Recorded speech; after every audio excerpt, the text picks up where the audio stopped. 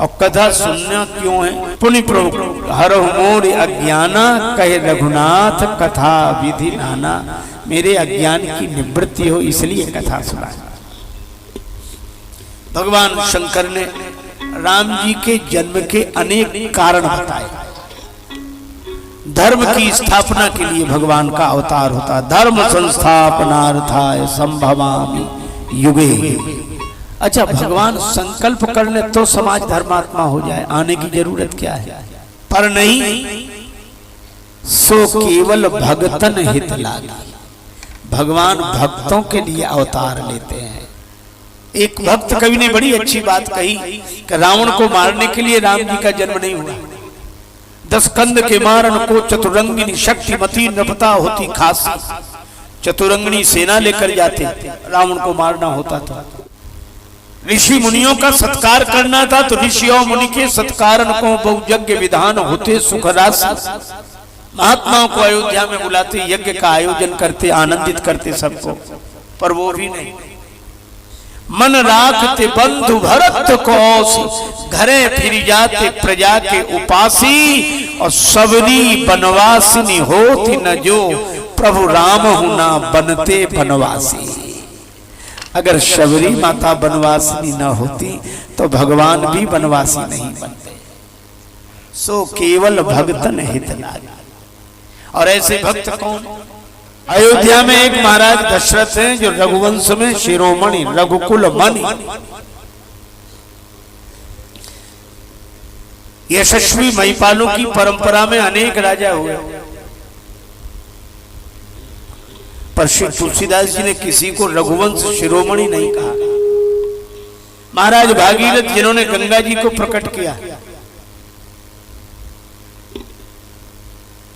उनको भी नहीं कहा। महाराज दिलीप जिन्होंने गौ सेवा का आदर्श उपस्थित किया, उनको भी नहीं कहा।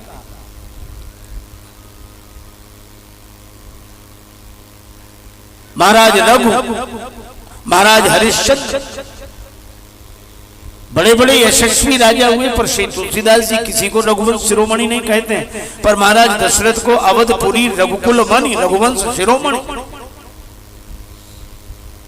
क्यों? श्री तुलसीदास जी कहते हैं कि भले ही किसी ने गंगा जी को प्रकट किया हो, किसी ने सेवा को, किसी ने सत्य को, पर धन्य है महाराज दशरथ, इन्होंने तो सच्चिदानंद भगवान को ही प्रकट कर दिया। इसलिए रघुवंश शिरोमणि। जासु स्नेह सकोच बस राम प्रकट भे आए। राम प्रकट हुए जिनके कारण, ऐसे महाराज दशरथ। और वैसी माता सुमित्रा, वैसी कौशल्या माता, वैसी कैकेयी माता। कौशल्या जी की गोद में राम जी आ गए। माता कौशल्या खिलाने लगी राम जी को गोद में लेकर।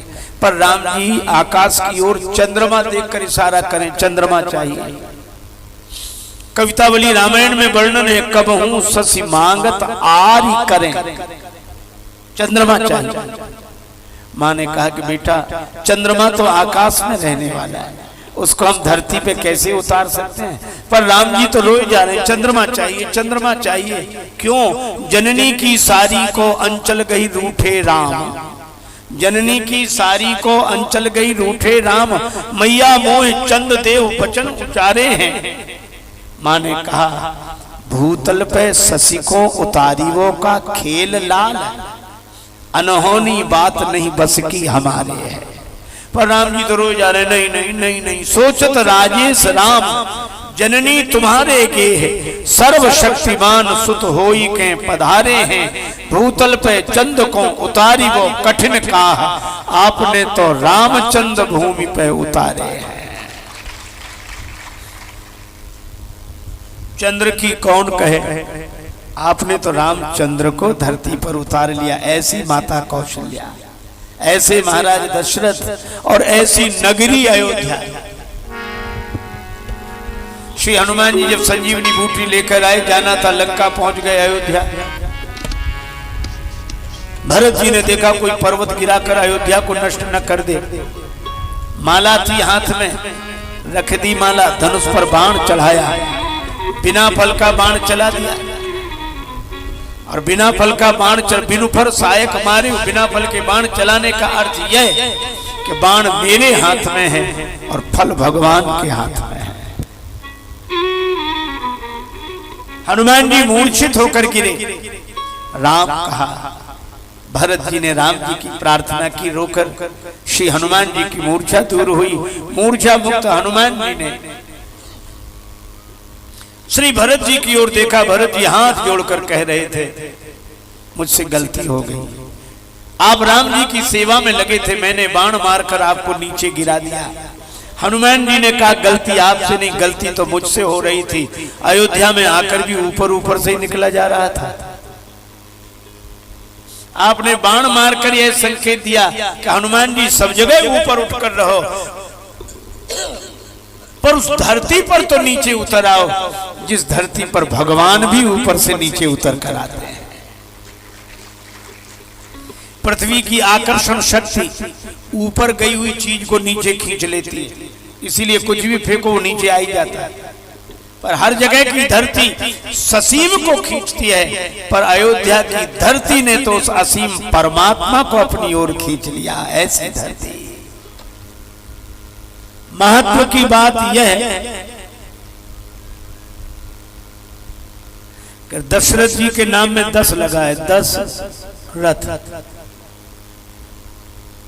और आपने कभी विचार किया कि रामचरितमानस की कथा केवल 10 की कथा है? दशरथ जी के नाम में भी 10, और उधर 10 मुख, उसके भी नाम में 10, 10 इधर 10 उधर। अच्छा, भगवान दशरथ जी के यहां जन्म लेते हैं, प्रकट होते हैं और 10 मुख को मिटाते हैं। इस कथा का रहस्य है, अच्छे आदमी के पास भी 10 है, 5 ज्ञानेंद्रियां 5 कर्मेंद्रियां हैं, 10 की नहीं। और बुरे आदमी के पास भी, गलत आदमी के पास भी 10 है, 10 ज्ञानेंद्रियां, 5 ज्ञानेंद्रियां 5 कर्मेंद्रियां, 10 है। पर एक ने इन 10 इंद्रियों को लक्ष्य पाने के लिए रथ बना लिया, वे हैं श्री दशरथ। और एक ने इन 10 इंद्रियों को भोगों के लिए मुख बना लिया, वो है 10 मुख। खाओ पियो मौज करो, बस जिंदगी इतनी। अंग्रेजी पढ़े लिखे लोग कहते eat drink and B Mary, खाओ पियो मौज करो। हमारे यहाँ एक पुराने आचार्य हुए चारवाक जी, चारवाक ने क्या कहा? यावत् जीवेत सुखम जीवेत ऋणम कृत्वा घृतम पिबेत भस्मीभूतस्य देहस्य पुनरागमनम कुतः। जब तक जियो सुख से जियो, कर्ज लेकर घी पियो, एक दिन मर जाओगे, कौन चुकाने आता है? चारवाक के इसी वाक्य का भावानुवाद हमारे देश के सुप्रसिद्ध हास्य कवि दिवंगत श्री काका हाथरसी जी ने किया। कह काका कविराय नाम कुछ रोशन कर जा, और मरना तो है ही, कर्जा लेकर मर जा। जिंदगी इसीलिए मिली है बस। एक कवि ने बड़ी अच्छी बात कही, जिंदगी माने अहबाब क्या कहें, कारे नुमाया कर गए, कॉलेज गए, बीए किया, पेंशन मिली, मर गए, इतनी सी जिंदगी। हमारी जीवन में कुछ आध्यात्मिक क्रांति होती ही नहीं है। एक आदमी बड़ी तेजी से मोटरसाइकिल दौड़ाए ले जा रहा था अंधेरी रात में, पर मजे की बात उसकी मोटरसाइकिल में लाइट नहीं थी। चौराहे पर खड़े हुए सिपाही ने डंडा दिखाते हुए कहा, रोको रोको, ठहरो ठहरो, तुम्हारी मोटरसाइकिल में लाइट नहीं, कहीं खतरा खा जाओगे। वो चिल्ला कर बोला, हम खतरा खाएंगे तब खाएंगे, तुम सामने से हट जाओ, क्योंकि इसमें ब्रेक भी नहीं है। आज जिंदगी ऐसी मोटरसाइकिल हो गई, न ज्ञान का प्रकाश है, न संयम का ब्रेक है। इसलिए जिंदगी में जिंदगी का राज पाना चाहिए, जिंदगी में जिंदगी को मुस्कुराना चाहिए, और जिंदगी में जिंदगी की शर्त अगर पूरी ना हो तो जिंदगी को जिंदगी से रूठ जाना चाहिए। रामचरितमानस की कथा श्री दशरथ जी के परिवार से जोड़ने की कथा है। हमारे जीवन में संयम हो, हम जीवन के रथ में बैठकर चलें। मुसाफिर चलते जाना रे, मुसाफिर चलते जाना रे। याद क्या रखनी है? काम पूर्ति पर बढ़ता लोभ, कामना पूरी हो जाए तो लोभ और बढ़ता है। काम पूर्ति पर बढ़ता लोभ, नहीं मिले तो होता क्षोभ। क्रोध अग्नि में जीवन को मत व्यर्थ जलाना दे, मुसाफिर आवागमन के फेर में पगले, कपड़े कई बार हैं बदले।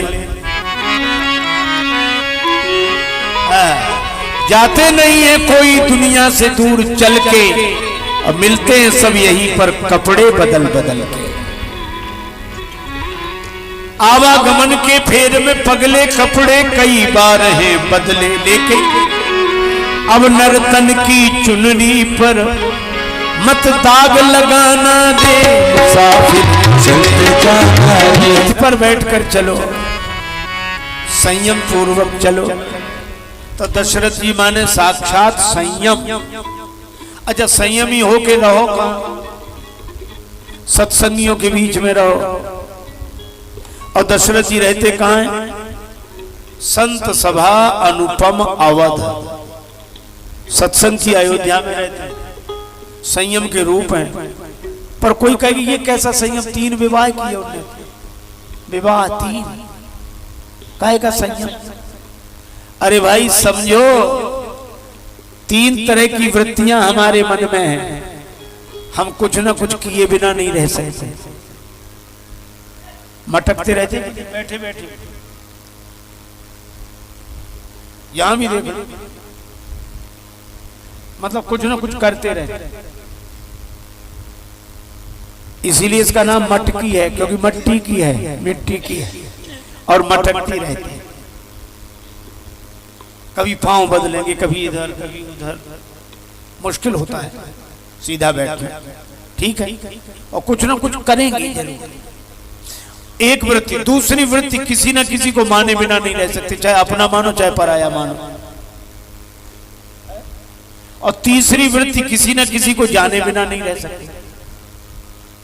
मान लो हम कथा सुनने बैठे, कोई अपरिचित आगे बैठ जाए तो हम बहुत क्या करना है, लेकिन बार बार कौन है, फिर बगल वाले से इशारा करेंगे।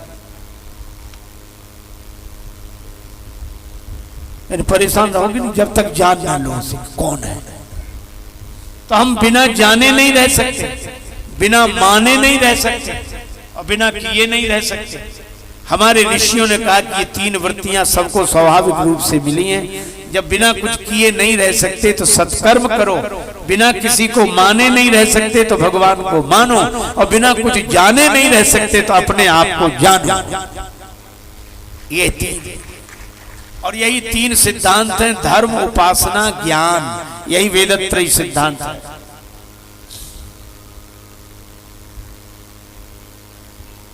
जग की सेवा खोज अपनी प्रीति प्रभु से कीजिए, जिंदगी का राज है यह जान कर जी लीजिए।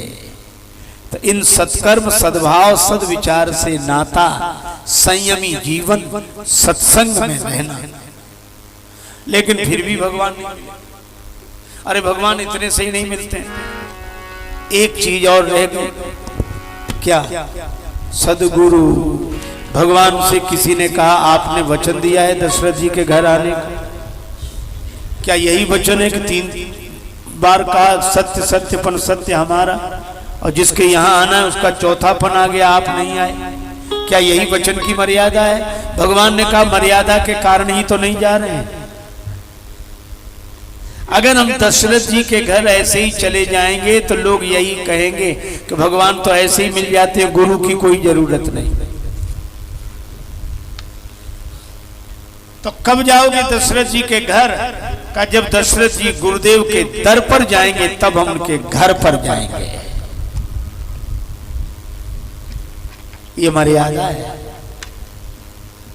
एक दिन माता अरुंधति जी ने वशिष्ठ जी से कहा,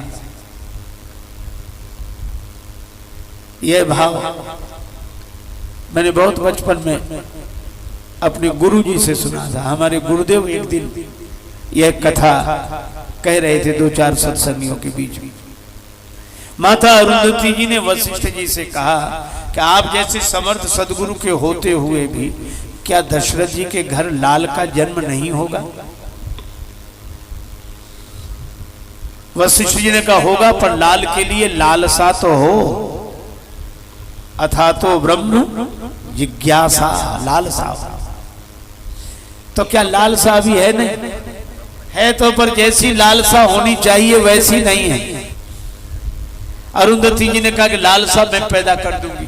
वशिष्ठ जी ने कहा तो ये मेरा वचन है कि दशरथ जी के घर लाल का जन्म होगा। अरुंधति जी अपने पौत्र को गोद में लेकर गई। कौशल्या अंबा, सुमित्रा अंबा, कैकेयी अंबा ने गुरु माता का स्वागत सत्कार किया। कुशल मंगल की चर्चा हो रही थी। इतने में महाराज दशरथ दरबार से आए।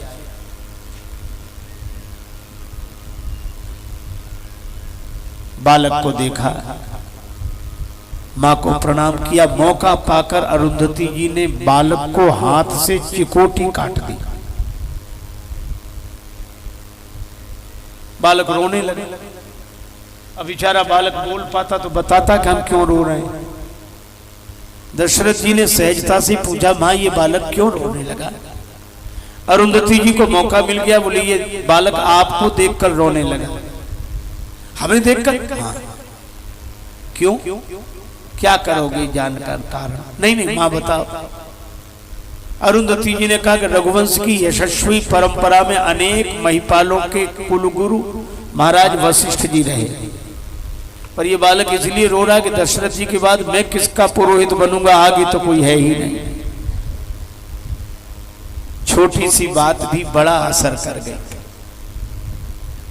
अरुंधति जी तो लौट आई, पर दशरथ जी को न भोजन अच्छा लगे न नींद अच्छी लगे।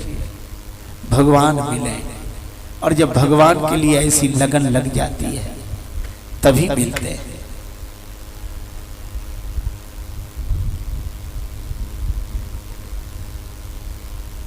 भगवान कैसे मिले ये भावना अगर मन में आए तो हमें सबसे पहले गुरुदेव के पास जाना चाहिए। गुरुदेव राम जी से मिलाने दशरथ जी गुरु जी के पास गए और गुरुदेव के चरणों में प्रणाम किया। चरण लाग करि विनय विशाला। गीता में जो सैद्धांतिक पक्ष है उसी की व्यवहारिक व्याख्या रामचरितमानस है। तद विद्धि प्रणिपातेन परिप्रश्नेन सेवया उपदेक्ष्यन्ति ते ज्ञानम ज्ञानिनस् तत्वदर्शिना। दशरथ जी ने प्रणाम किया। क्या चाहते हो? निज दुख सुख सब गुरु ही सुनाए। गुरुदेव से कुछ छिपाना नहीं चाहिए। दुख हो चाहे सुख हो सब कहना चाहिए।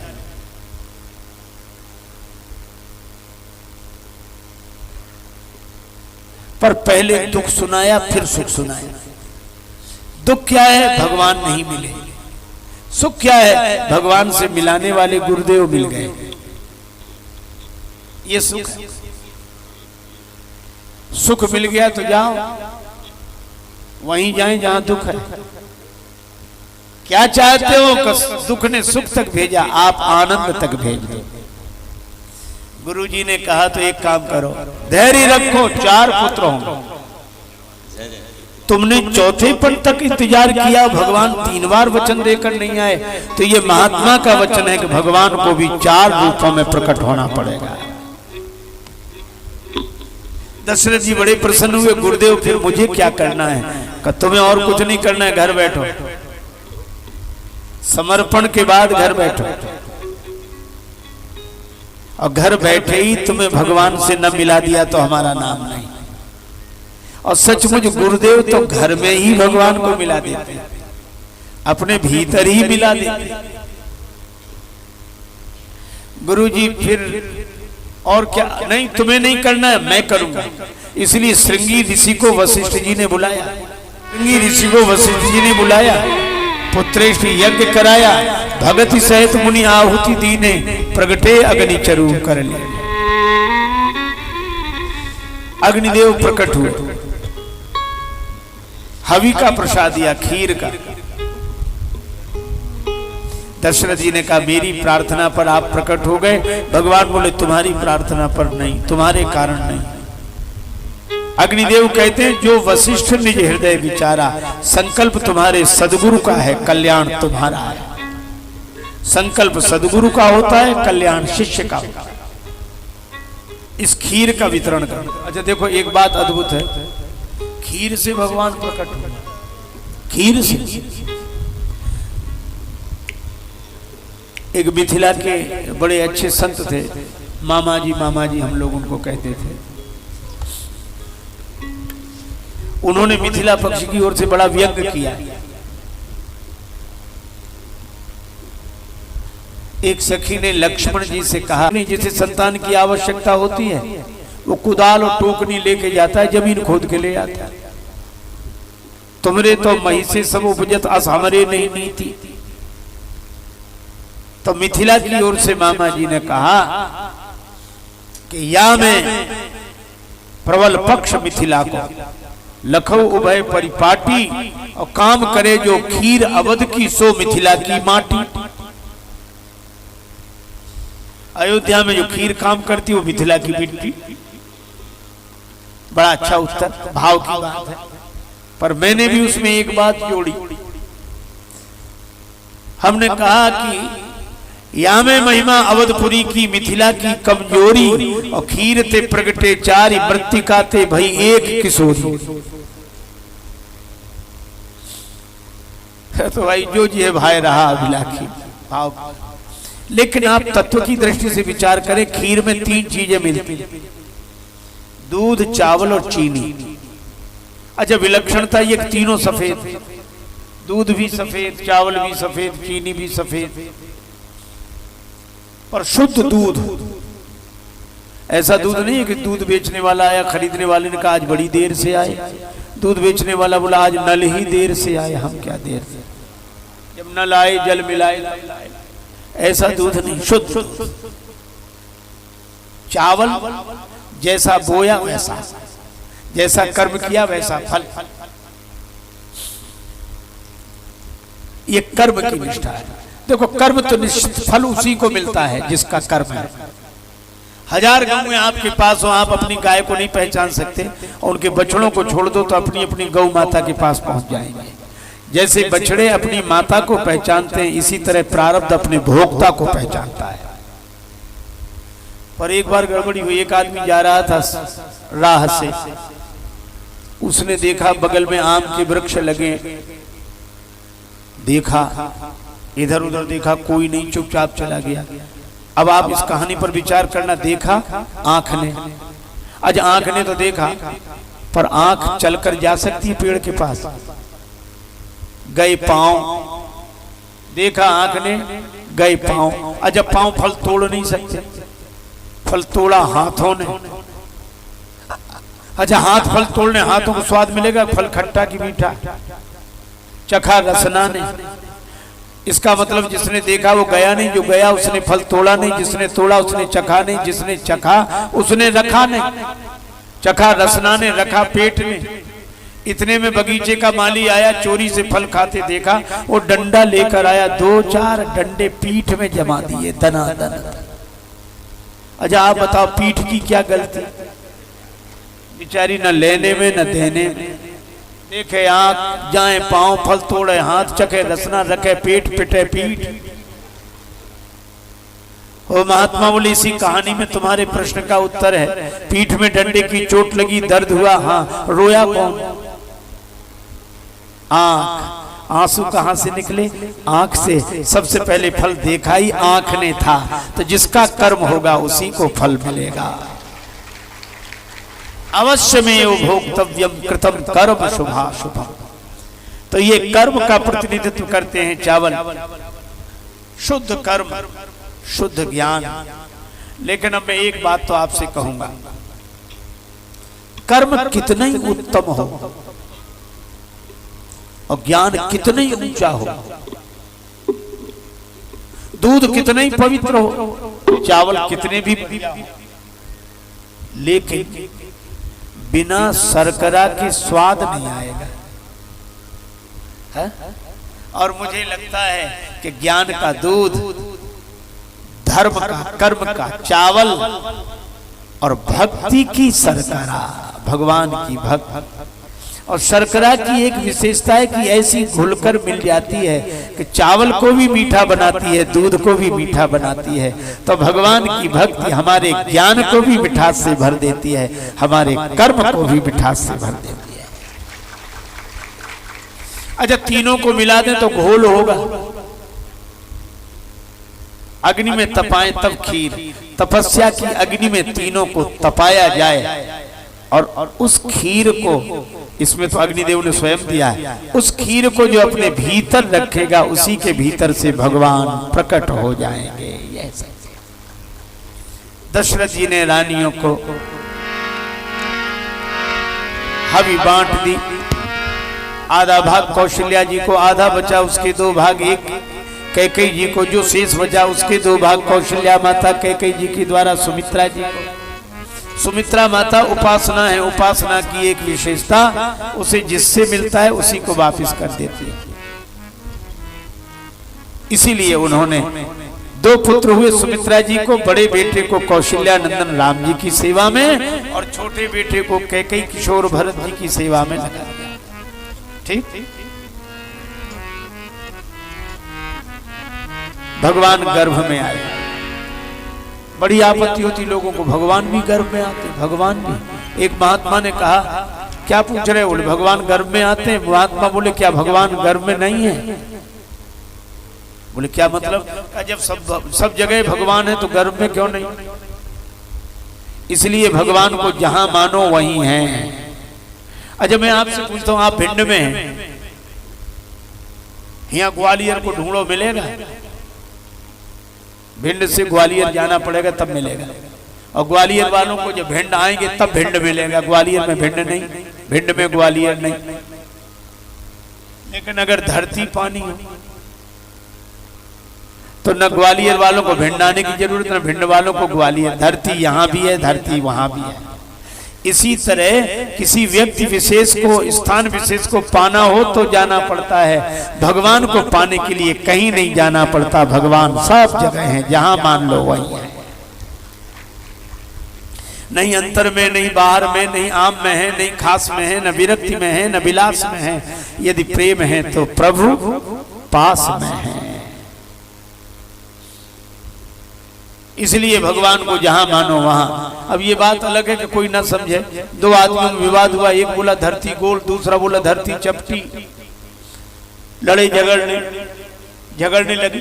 तब तक एक आदमी निकला, दोनों बोले कि हम लोग लड़ रहे हैं, आप बताओ पृथ्वी गोल है कि चपटी? वो आदमी बोला हम यहाँ के रहने वाले नहीं, यहीं वालों से पूछो।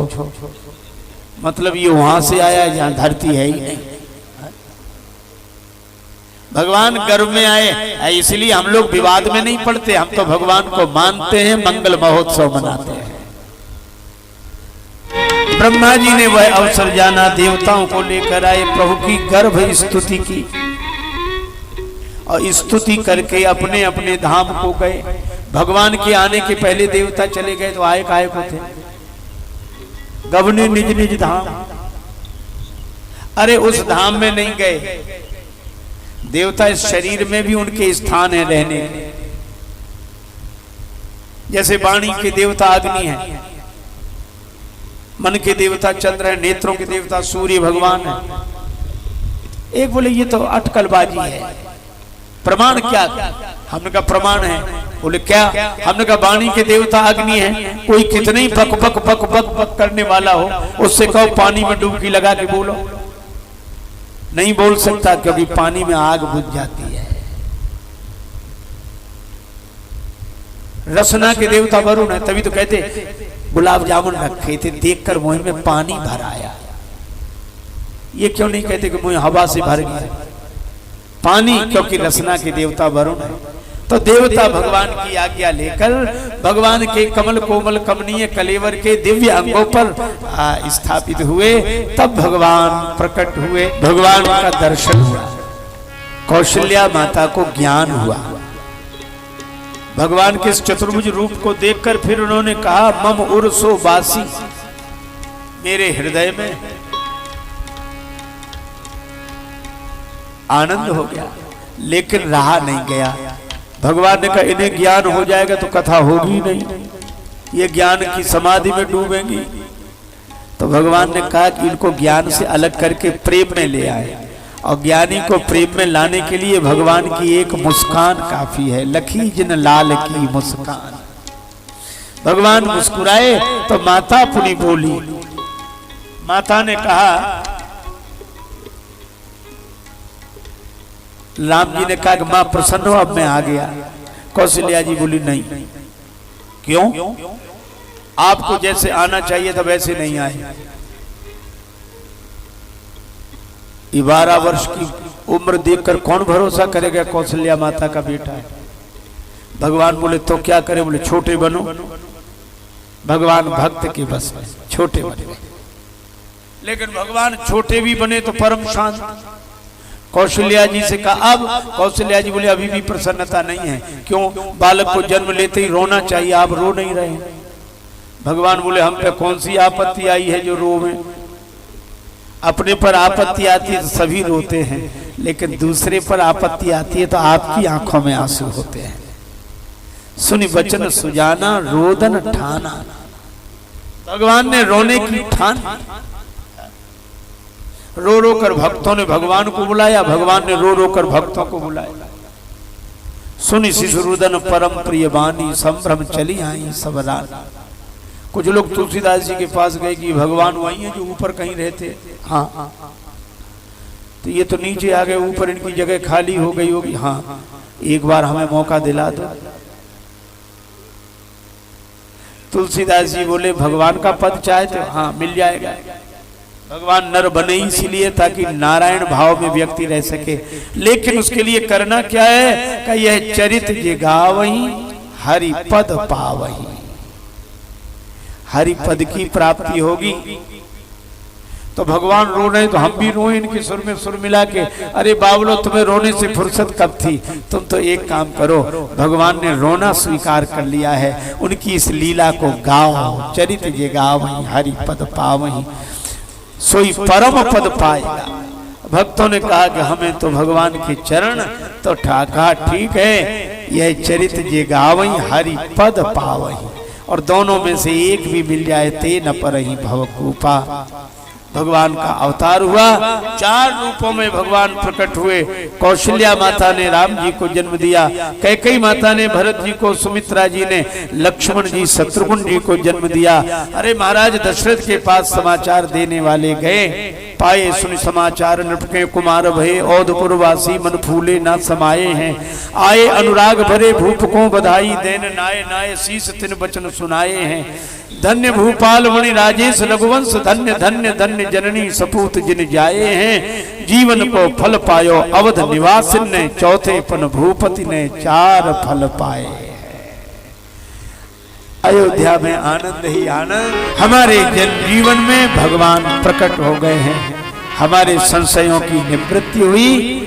अब भगवान प्रकट हो गए हैं और भगवान पर विश्वास करके इनके चरणों में प्रेम करेंगे और इनकी कृपा से अपने जीवन का उद्धार करेंगे। यही राम कथा की कृपा से हुआ।